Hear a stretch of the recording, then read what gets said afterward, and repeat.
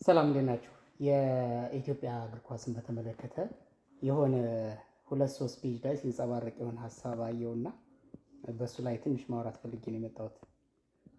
ምንድነው በኢትዮጵያ እግር ኳስ ውስጥ በጣም የተጋነነ የገንዘብ ዝውውር አለ፣ በጣም የተጋነነ ደሞዝ ይከፈላል የሚሉ ሀሳቦች በሁለት ጎራ። አንዳንዶቹ እግር ኳሱን የቀደመ ነው ፈሰስ የሚደረገው ገንዘብ፣ ያም ደግሞ ብዙ ችግር ባለበት ሀገር ውስጥ ወደ እግር ኳሱ የሚረጨው ገንዘብ አላስፈላጊ ነው። ስለዚህ የተጫዋቾች ደሞዝ በተለይ አሰልጣኞችና የተጫዋቾች ደሞዝ በጣም የተጋነነ ነው የሚሉ ሀሳቦች አሉ። በሌላ በኩል ደግሞ ተገቢ ነው፣ ሌሎችን ሀገሮች በንጽጽር እየጠቀሱ ተገቢ ነው ክፍያው ብለው ያለውን ነገር ትክክል ነው የሚሉ አሉ። እኔ መሀል ላይ መቆም ነው የፈለግኩት። የተጫዋች ደሞዝ በጣም ተጋኗል ተብሎ የተገለጸው 800,000 የኢትዮጵያ ብር ነው በወር ደሞዛቸው። አይ ቲንክ ከፍተኛ ይመስለኛል ይሄ። እኔ ይሄ ብር የተጋነነ ነው ብዬ አላስብም። ምክንያቱም እግር ኳስ ከተባለ ብሔራዊ ቡድን ነው። የአገሪቱ ሊግ ላይ ከፍተኛ የሚባለው ሊግ ላይ የሚጫወቱ ተጫዋቾች ይሄ ቢከፈላቸው የተጋነነ ገንዘብ ነው ብዬ አላስብም። ምክንያቱም እግር ኳስ ከተባለ እንደ ብሔራዊ ውቅር ነው፣ ሊጉ ከፍተኛ ሊግ ነው። ስለዚህ በዚህ ሊግ ውስጥ የሚጫወት ተጫዋች 800,000 ተከፈለው ማለት ኦልሞስት ወደ $5,000 እንደማለት ነው። ይሄ የተጋነነ ብር አይደለም። አውሮፓ ላይ ሄጄ ራሴን የእኛን ሊግ ለማነጻጸር አይደለም። አውሮፓ ላይ ከሄድን ሚኒመም የሚከፈለው በሳምንት በወር አይደለም፣ በሳምንት ከ20,000 እስከ $30,000 አይሚን ዩሮ ነው። አይሚን ፓውንድ ዩሮ ኮመንሊ በፓውንድ ስለሚገለጽ ነው የአውሮፓውያን የተጫዋች ደሞዝ። ስለዚህ ከ20 እስከ 30 ፓውንድ በሳምንት ሚኒመም ተብሎ የሚከፈል ከሆነ ይህን ካመጣ ነው የማይገናኝ ነገር ነው የሚሆነው። ግን ብዙም ርቀት ሳንል የኬንያን ተሞክሮ ለማየት ስሞክር ሚኒመም ከ2,000 እስከ 5,000 ነው በአቬሬጅ ብለው የያዙት። ስለዚህ $5,000 በላይም ይከፈላል ማለት ነው ኬንያ ሊግ ላይ። ስለዚህ ከኬንያ ሊግ እና ከኛ ሊግ አሁንም የኛ ሊግ የተሻለ ነው ምናምን እያልኩ ሳይሆን፣ ግን ለንጽጽር መውሰድ እንችላለን። ኬንያ ብዙ ጊዜ በአትሌቲክስም ከነሱ ጋር ነው የምንወዳደረው እና የኬንያ አትሌቲክስ እና የኢትዮጵያ አትሌቲክስ ይባላል። የኬንያ እግር ኳስ እና የኢትዮጵያ እግር ኳስ ቢባልም የኬንያ እግር ኳስ የተሻለ እንደሆነ ይታወቃል በሁሉ ዘርፉ፣ በሁሉ ነገሩ። ነገር ግን ጎረቤት ነን። ያን ያህል ደግሞ በእግር ኳስ አውትሻይን ያደረገች ሀገር አይደለችም ኬንያ። ከኛ ትሻል ካልሆነ በስተቀር ከኛ በብዙ ደግሞ ከሌሎች አፍሪካ ሀገሮች በንጽጽር ስትታይ እዚህ ግባ የሚባል አቋምና ውጤት ያላት አይደለችም በእግር ኳስ ነው። ስለዚህ የኬንያን ተሞክሮ ብንወስድ 5,000 እና ከዛ በላይ ዶላር የሚከፈል ከሆነ እኛ ሀገርስ 5,000 ድረስ ቢከፈል ምንድን ነው ይህን ያህል አቧራ ሊያስነሳ የሚችለው የሚል መሰረታዊ የሆነ ጥያቄ አነሳለሁ። ለእኔ ነው መሰረታዊ ጥያቄው። ከዛ ውጭ ግን እኔ ማተኮር አለብን ብዬ የማስበው ተጫዋቾች ሊከፈላቸው አይገባም፣ አሰልጣኞች ሊከፈላቸው አይገባም በወደቀ እግር ኳስ እያልን የበለጠ እግር ኳሳችን ለመጣል፣ ለማውረድ፣ ለማንቋሸሽ፣ ለማሳነስ ከመሞከር ይልቅ ክፍያው እንዳለ ሆኖ እንዲያውም የተሻለ ሊያገኙ እንደሚገባ ሪኮመንድ እየተደረገ ነገር ግን እግር ኳሱ የሚያድግበትና የሚሻሻልበትን መንገድ አንደኛ የመፍትሄ ሰው አቅጣጫ ጠቋሚ መሆን ይኖርብናል ብዬ አስባለሁ። እንደ ጋዜጠኛ ወይም እንደ ባለሙያ ስንሆን እግር ኳሱ ያለበት ትብታብ ምንድን ነው፣ ሊያድግ የሚችልበትን መንገድ በዚህ ምክንያቱም የሌሎችን ሀገሮች ተሞክሮ ቢያንስ ጉግል አድርገው ማንበብ ይቻላል። ሪሊ ባለሙያዎች ባንሆንም ኦንዛፊች የምንሰራ ባለሙያዎች ባንሆንም መረጃው አለን፣ የኢንፎርሜሽን የታጠቅን ሰዎች ነን ብለን እናስባለን። ስለዚህ በዛ መንገድ ችግሩን ስናነሳ፣ የእግር ኳሱን ችግር ስናነሳ መፍትሄውን ጭምር አብረን ማንሳት አንድ። ሁለተኛ በእግር ኳሱ ውስጥ መሀል ላይ ያለ ሳይሰራ ወይም ደግሞ እግር ኳሱ ውስጥ በቀጥታ ተሳታፊ ሳይሆን የሚበለጽግ ደላላ ሳይገባው የሚያገኝ ሳይገባው የሚጠቀም አካል ሊኖር ይችላል አለም። እንደገና በሙስና የሚያገኙ አሉ። ለምሳሌ በኢትዮጵያ ኮንቴክስት ሲወራ ማስረጃ የለኝም፣ ግን ብዙ ጊዜ የሚነሳ ነገር ምንድን ነው፣ አሰልጣኙም ደላላ ነው። ሌሎች የኮችንግ ስታፍ ላይ ያሉ ደላሎች ይኖራሉ። ከአመራር ጀምሮ አንድ ተጫዋች ሲያስፈርሙ ለምሳሌ ደሞዙ ይህን ያህል የፌርማ ክፍያው 3 ሚሊዮን ወርሃዊ ደሞዙ 800,000 ብለው ሲያስፈርሙት ከመጋረጃ በስተጀርባ ያን የሚፈርም ተጫዋች አናግረው የሆነ የሚለቀው ፈርቅ አለ ይባላል። ይበላሉ ማለት ነው እነሱም። ስለዚህ ሜዳ ላይ የሚጫወቱ ሰዎች አሉ፣ አመራሮች ናቸው። ሌሎች ሌላ በእግር ኳስ ውስጥ መስራት ያለባቸው ድርሻ ሊኖር ይችላል።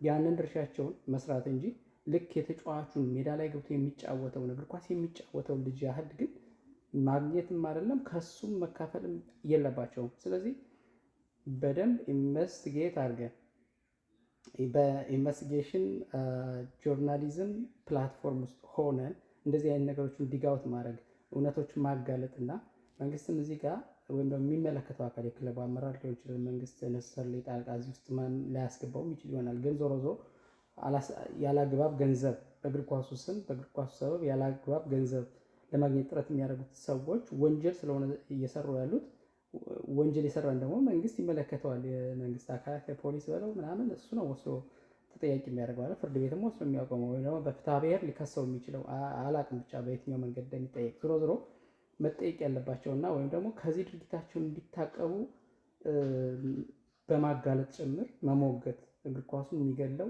አንዱ ነገር ይሄ ስለሆነ በዚህ ልክ መስራት እንጂ የተጫዋች ደሞዝ በዚህ ልክ አስፈላጊ አይደለም፣ እየተዘረፈ ነው ምናምን ብሎ መሞገቱን ልክ ነው ብዬ አላስብም። በሌላ መንገድ መንግስት ኦብቪየስሊ የተወሰኑ አይደለም አብዛኞቹ የኢትዮጵያ ክለቦች በመንግስት ድጎማ ስር ነው ያሉት። እኔ ይመስለኛል ከኢትዮጵያ ቡና ከቅዱስ ጊዮርጊስ ከነዚህ ሁለት ትልልቅ ክለቦች ውጪ ያሉት ኦልሞስት በአንድም በሌላ መንገድ የመንግስትን በጀት የሚጠቀሙ ናቸው።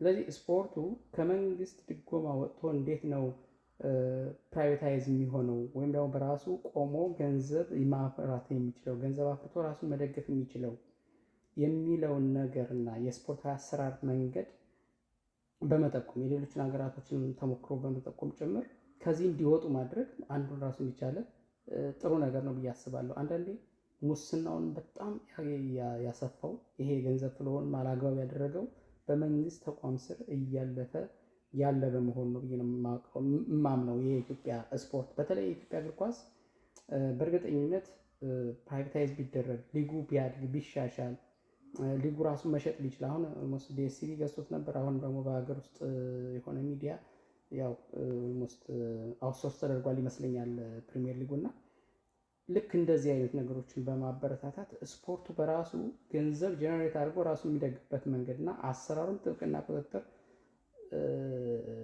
የሆነ አካሄድ ተበጅቶለት በዛ መሰረት በትክክል መጠቀም ያለባቸው ተጫዋቾች እየተጠቀሙ አሰልጣኞች እየተጠቀሙ ሌላው የሚጠቀሙ አካላት በአግባቡ እየተጠቀመ ስፖርቱንም አብሮ ማሳደግ የሚቻልበት መንገድ የሚፈጠርበትን ነገር ማንሳት ነው እንጂ ዝም ብለን እግር ኳሳችን ወድቋልና በወደቀ እግር ኳስ ይሄ ሁሉ ገንዘብ ብሎ ማለት ተገቢ አይመስለኝም። እግር ኳስ የሚከፈለው ገንዘብ ትንሽ ስለሆነ እንግዲህ የአውሮፓን ጠቅሼ ኬንያ ላይ ሳርፍ እንግዲህ የሚከፈለውን ሬንጅ ያየን ነው። ስለዚህ በኢትዮጵያ እግር ኳስ ውስጥ የኢትዮጵያ እግር ኳስ እውነት ነው አላደገም፣ ሊጉ ትንሽ ነው፣ በጣም የወረደ ነው፣ እውነት ነው። የእግር ኳስ ደረጃችን ትንሽ ነው፣ እውነት ነው። ገንዘብ እያመጣ አይደለም፣ እውነት ነው። በበቂ ሁኔታ በመንግስት እጅ እና ድጎማ ላይ የተመሰረተ ነው፣ እውነት ነው። በክለቦች እና በተጫዋቾች በኩል ያለው አቅምም ውስንነት አለ፣ ተነሳሽነቱም ያን ያህል ነው፣ እውነት ነው። ለሙያው ብቻ የሚሰራ አይደለም፣ በአብዛኛው ያለው ለእግር ኳሱ እድገት ብቻ የሚሰራ አይደለም፣ ለገንዘብ ለመብላት ነው እንጂ ያለው እውነት ነው። ነገር ግን ይሄ ሁሉ እንዳለ ሆኖ ተጫዋቾች አሁን የሚያገኙት ከፍተኛ ገንዘብ ተብሎ የሚጠራው 800 ሺህ ወይም ደግሞ እንደ ወደ ዶላር ስንቀይረው 500 ሺህ ነው $5000 እና ከዛ በታች የሆነ ገንዘብ እንደ ትልቅ ነገር በየሚዲያው እየተነሳ ይሄ የርዕስ መሆን ያለበትና የተጋነነ ገንዘብ ነው ብዬ አላስብም። ማሰብ ያለብን በኢትዮጵያ ኮንቴክስት ያለውን ነገር ሳይሆን በአጠቃላይ እግር ኳሳዊ ዓለም አቀፍ ይዘቱንና ሌሎች የዓለም አቀፍ ተጫዋቾችን በሏቸው አህጉር አቀፍን በሏቸው በእግር ኳስ ዓለም ውስጥ ሆነው በክለብ ላይ የሚጫወቱ ክለቦች ተጫዋቾች አሰልጣኞችን ጨምሮ ምን ያህል ገቢ ያገኛሉ፣ ምን ያህል ይከፈላቸዋል የሚሉትን ነገሮች ማየት ነው። እድል በማጣት እንጂ እኮ በኢትዮጵያ ፕሪሚየር ሊግ ውስጥ የሚጫወቱ ወጣ ብለው በአፍሪካ ሊግም በሌሎች ሀገራት ሊጎችም የተሻለ ገንዘብ ተከፍሏቸው መጫወት የሚችሉ ተጫዋቾች እኔ በብዛት እና በጥራት እንዳሉ ነው ማምነው። አለ ምልክቱም አለ። በተጫዋችም በአሰልጣኝም ወጥቶ የተሻለ ደሞዝ የተከፈለው በዶላር ብዙ ገንዘብ ያገኘ አለ ስማቸው መጥቀስ የምንችለውና አይ ቲንክ አሰራሩ ላይ ብቻ ትኩረት ብናደርግ እግር ኳሱ የሚሻሻልበትን መንገድ ብንጠቁም የተሻለ ነው ብዬ አስባለሁ እንጂ ገንዘቡ